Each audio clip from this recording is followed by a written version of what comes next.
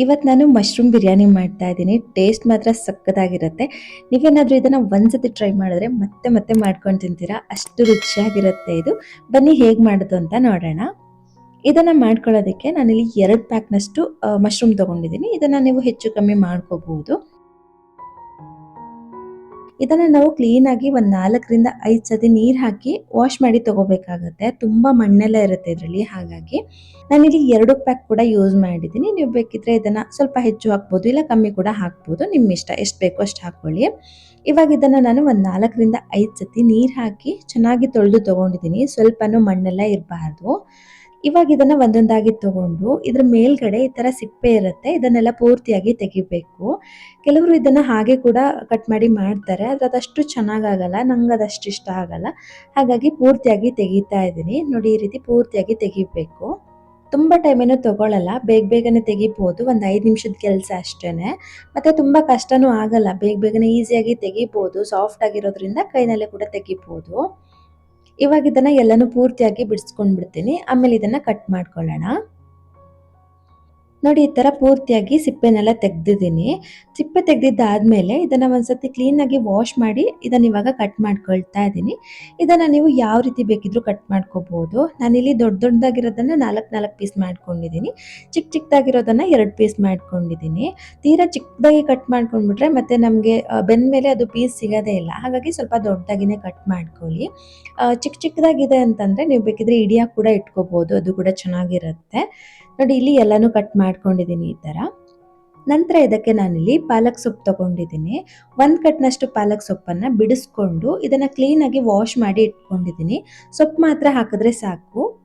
ಇವಾಗ ಇದನ್ನ ಕುದಿಸ್ಕೋಬೇಕು. ನೀರನ್ನ ಕುದಿಯೋದಕ್ಕೆ ಇಟ್ಕೊಂಡಿದ್ದೆ. ನೀರು ಚೆನ್ನಾಗಿ ಕುದಿ ಬಂದ್ಮೇಲೆ ಈ ಪಾಲಕ್ ಸೊಪ್ಪು ಹಾಕಿ ಇದನ್ನ ಒಂದು 2 ನಿಮಿಷ ಕುದಿಸ್ಕೊಂಡ್ರೆ ಸಾಕು. ಚೆನ್ನಾಗಿ ಬೆಂದೋಗ್ಬಿಡುತ್ತೆ ಇದು. ಪಾಲಕ್ ಸೊಪ್ಪು ಹಾಕೋದ್ರಿಂದ ಚೆನ್ನಾಗಿ ಕಲರ್ ಕೂಡ ಬರುತ್ತೆ. ಮತ್ತೆ ಯಾರೆಲ್ಲ ಪಾಲಕ್ ಸೊಪ್ಪು ತಿನ್ನೋಕೆ ಇಷ್ಟಪಡಲ್ಲ, ಈ ತರ ಬಿರಿಯಾನಿಗೆ ಅಥವಾ ಪಲಾವ್ಗೆಲ್ಲ ಹಾಕಿದಾಗ ಖುಷಿಯಾಗಿ ತಿಂತಾರೆ, ಹಾಕಿರೋದೇ ಗೊತ್ತಾಗಲ್ಲ. ಇವಾಗ ಇದನ್ನ ಚೆನ್ನಾಗಿ ಬೇಯಿಸ್ಕೊಂಡಿದ್ದಾದ್ಮೇಲೆ ಇದನ್ನ ಒಂದು ಪ್ಲೇಟಲ್ಲಿ ತೆಗೆದಿಟ್ಕೊಳ್ತಾ ಇದ್ದೀನಿ. ಇದು ಪೂರ್ತಿಯಾಗಿ ತಣ್ಣಗಾಗಬೇಕು. ಬೇಯಿಸಿಟ್ಕೊಂಡಿರೋ ಪಾಲಕ್ ಸೊಪ್ಪು ತಣ್ಣಗಾದ್ಮೇಲೆ ಇದನ್ನ ಒಂದು ಮಿಕ್ಸಿ ಜಾರಿಗೆ ಹಾಕಿದ್ದೀನಿ. ಹಾಗೆ ಇದಕ್ಕೆ 4 ಹಸಿಮೆಣಸು ಮತ್ತೆ 1 ಗಡ್ಡೆ ಬೆಳ್ಳುಳ್ಳಿ ಹಾಗೆ 2 ಇಂಚು ಶುಂಠಿ ಹಾಕ್ತಾ ಇದ್ದೀನಿ. ಮತ್ತೆ ಇದ್ರ ಜೊತೆಗೇನೆ ಮಸಾಲೆ ಕೂಡ ಆ್ಯಡ್ ಮಾಡ್ಕೊಳ್ಳೋಣ. ಒಂದು 15ರಿಂದ 20 ಕಾಳು ಮೆಣಸು, ಒಂದು 4 ಲವಂಗ, ಹಾಗೆ ಒಂದು 2 ಪೀಸು ಚಕ್ರ ಮೊಗ್ಗು, 2 ಪೀಸು ಚಕ್ಕೆ. ಇಷ್ಟೇ ಸಾಕು. ಮೈಲ್ಡಾಗಿ ಫ್ಲೇವರ್ ಇರುತ್ತೆ, ತುಂಬ ಮಸಾಲೆ ಥರ ಕೂಡ ಆಗಲ್ಲ, ಚೆನ್ನಾಗಿರುತ್ತೆ. ನಂತರ ಇದಕ್ಕೆ ಚೂರು ನೀರು ಹಾಕಿ ಇದನ್ನ ಇವಾಗ ನಾವು ನೈಸಾಗಿ ಪೇಸ್ಟ್ ಮಾಡ್ಕೋಬೇಕು.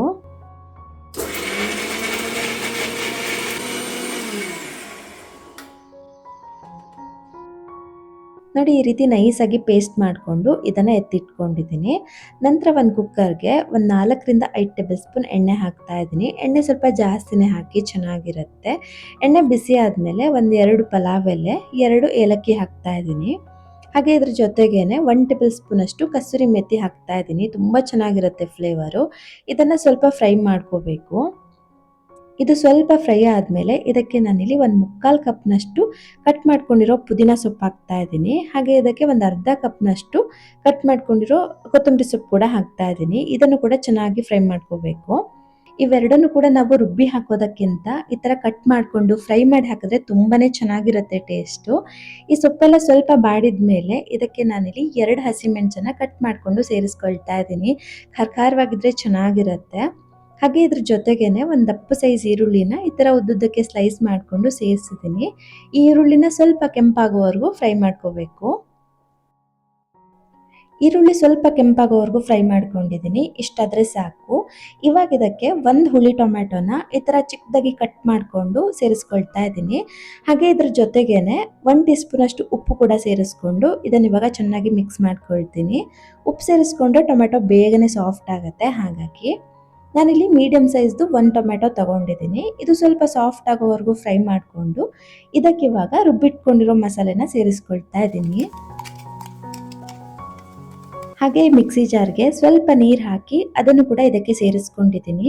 ಇವಾಗ ಇದನ್ನು ಚೆನ್ನಾಗಿ ಮಿಕ್ಸ್ ಮಾಡ್ಕೋಬೇಕು. ಅಂದರೆ ಆ ಮಸಾಲೆನಲ್ಲಿರೋ ಹಸಿ ಸ್ಮೆಲ್ ಎಲ್ಲ ಹೋಗಿ ಸೈಡಲ್ಲೆಲ್ಲ ಎಣ್ಣೆ ಬಿಟ್ಕೋಬೇಕು. ಅಲ್ಲಿವರೆಗೂ ಇದನ್ನು ನಾವು ಮಿಕ್ಸ್ ಮಾಡ್ಕೋಬೇಕಾಗತ್ತೆ.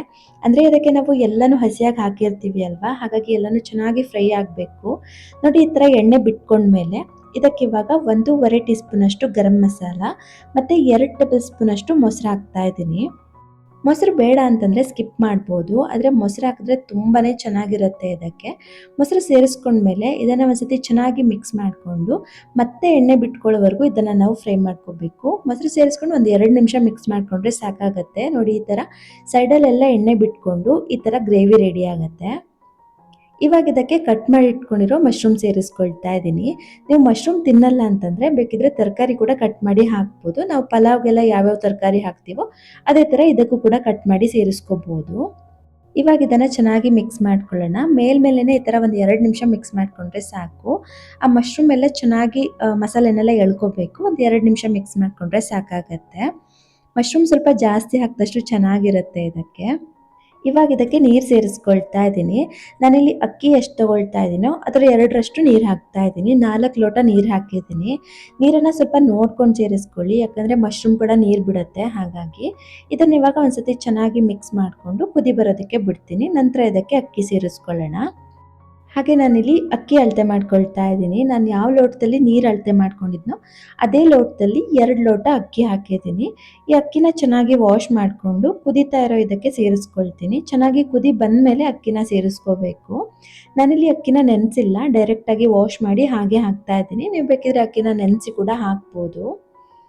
ನಾನು ಇದಕ್ಕೆ ಸೋನಾ ಮಸೂರಿ ಅಕ್ಕಿ ಯೂಸ್ ಮಾಡಿದ್ದೀನಿ. ನೀವು ಬೇಕಿದ್ರೆ ಬಾಸುಮತಿ ರೈಸು ಅಥವಾ ಜೀರಾ ರೈಸ್ ಕೂಡ ಯೂಸ್ ಮಾಡ್ಬೋದು. ಇವಾಗ ಇದನ್ನು ಒಂದ್ಸತಿ ಚೆನ್ನಾಗಿ ಮಿಕ್ಸ್ ಮಾಡಿಕೊಂಡು ಉಪ್ಪೇನಾದರೂ ಬೇಕಾ ಅಂತ ಚೆಕ್ ಮಾಡ್ಕೊಳ್ಳಿ. ನನಗೆ ಇಲ್ಲಿ ಸ್ವಲ್ಪ ಉಪ್ಪು ಕಮ್ಮಿ ಇತ್ತು, ಹಾಗಾಗಿ ಉಪ್ಪು ಸೇರಿಸ್ಕೊಂಡಿದ್ದೀನಿ. ಹಾಗೆ ಇದಕ್ಕೆ ಲಾಸ್ಟಲ್ಲಿ ಒಂದು ಅರ್ಧ ಹೋಳು ನಿಂಬೆ ರಸ ಹಿಂಡ್ಕೋಬೇಕು. ಮತ್ತು ನಾವು ಇದಕ್ಕೆ ಹುಳಿಗೆ ಟೊಮ್ಯಾಟೊ ಮತ್ತು ಮೊಸರೆಲ್ಲ ಹಾಕಿದ್ದೀವಿ ಅಲ್ವಾ, ಹಾಗಾಗಿ ಒಂದು ಅರ್ಧ ಹೋಳು ನಿಂಬೆ ರಸ ಹಿಂಡ್ಕೊಂಡ್ರೆ ಸಾಕಾಗತ್ತೆ, ಜಾಸ್ತಿ ಬೇಡ. ಇವಾಗ ಇದನ್ನು ಒಂದ್ಸತಿ ಚೆನ್ನಾಗಿ ಮಿಕ್ಸ್ ಮಾಡ್ಕೊಳ್ಳೋಣ. ಅಕ್ಕಿ ಎಲ್ಲನೂ ಸೇರಿಸಿದ್ದಾದ್ಮೇಲೆ ಈ ಥರ ಕುದಿ ಬಂದಮೇಲೆ ಇದನ್ನು ಈ ಥರ ಒಂದ್ಸತಿ ಮಿಕ್ಸ್ ಮಾಡಿಬಿಟ್ಟು ಆಮೇಲೆ ಲಿಡ್ ಕ್ಲೋಸ್ ಮಾಡಿಕೊಂಡ್ರೆ ತಳ ಹಿಡ್ಕೊಳ್ಳಲ್ಲ. ಚೆನ್ನಾಗಿ ಮಿಕ್ಸ್ ಮಾಡಿಕೊಂಡು ಲಿಡ್ ಕ್ಲೋಸ್ ಮಾಡಿ ಇದನ್ನು 3 ವಿಷಲ್ ಕೂಗಿಸ್ಕೊಳ್ತೀನಿ. ನಾನು ಇದನ್ನು 3 ವಿಷಲ್ ಹಾಕಿಸಿ ಪೂರ್ತಿ ಪ್ರೆಷರ್ ಇಳಿದ ಮೇಲೆ ಇದನ್ನು ಓಪನ್ ಮಾಡ್ತಾ ಇದ್ದೀನಿ. ನೋಡೋಣ ಹೇಗಾಗಿದೆ ಅಂತ. ನೋಡಿ ಎಷ್ಟು ಚೆನ್ನಾಗಿ ಬಂದಿದೆ ಅಂತ, ತುಂಬಾ ಚೆನ್ನಾಗಾಗಿತ್ತು ಮಾತ್ರ. ಇವಾಗ ಇದನ್ನು ಮಿಕ್ಸ್ ಮಾಡ್ಕೊಳ್ಳೋಣ. ನಾನು ಇದನ್ನು ಸ್ವಲ್ಪ ಬಿಸಿ ಬಿಸಿ ಇರೋವಾಗಲೇ ಮಿಕ್ಸ್ ಮಾಡಿಕೊಂಡೆ, ಹಾಗಾಗಿ ಅಷ್ಟು ಉದ್ರುದ್ರಾಗಿ ಕಾಣಿಸ್ದೇ ಇರ್ಬೋದು. ಆದರೆ ಸ್ವಲ್ಪ ಆರಿದ ಮೇಲೆ ತುಂಬಾ ಚೆನ್ನಾಗಾಗಿತ್ತು ಉದ್ರುದ್ರಾಗಿ. ನೀವು ಕೂಡ ಇದನ್ನು ಖಂಡಿತ ಟ್ರೈ ಮಾಡಿ.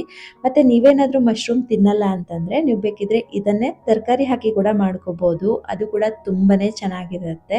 ಇವಾಗ ಇದನ್ನು ಸರ್ವ್ ಮಾಡ್ಕೊಳ್ಳೋಣ. ಮೊಸರು ಬಜ್ಜಿ ಜೊತೆಗೆ ಬಿಸಿ ಬಿಸಿಯಾಗಿ ತಿನ್ನೋದಕ್ಕೆ ಸಖತ್ತಾಗಿರುತ್ತೆ ಮಾತ್ರ. ನೀವು ಕೂಡ ಇದನ್ನು ಟ್ರೈ ಮಾಡಿಬಿಟ್ಟು ಹೇಗೆ ಬಂತು ಅಂತ ಕಮೆಂಟ್ ಮಾಡಿ. ಹಾಗೆ ನಿಮ್ಗೇನಾದರೂ ಈ ವಿಡಿಯೋ ಇಷ್ಟ ಆಗಿದ್ರೆ ಪ್ಲೀಸ್ ಒಂದು ಲೈಕ್ ಮಾಡಿ, ಶೇರ್ ಮಾಡಿ, ಹಾಗೆ ಸಬ್ಸ್ಕ್ರೈಬ್ ಮಾಡ್ಕೊಳ್ಳಿ ಅಂತ ಹೇಳ್ತಾ ಸಿಗೋಣ ಮುಂದಿನ ವಿಡಿಯೋದಲ್ಲಿ. Thanks for watching.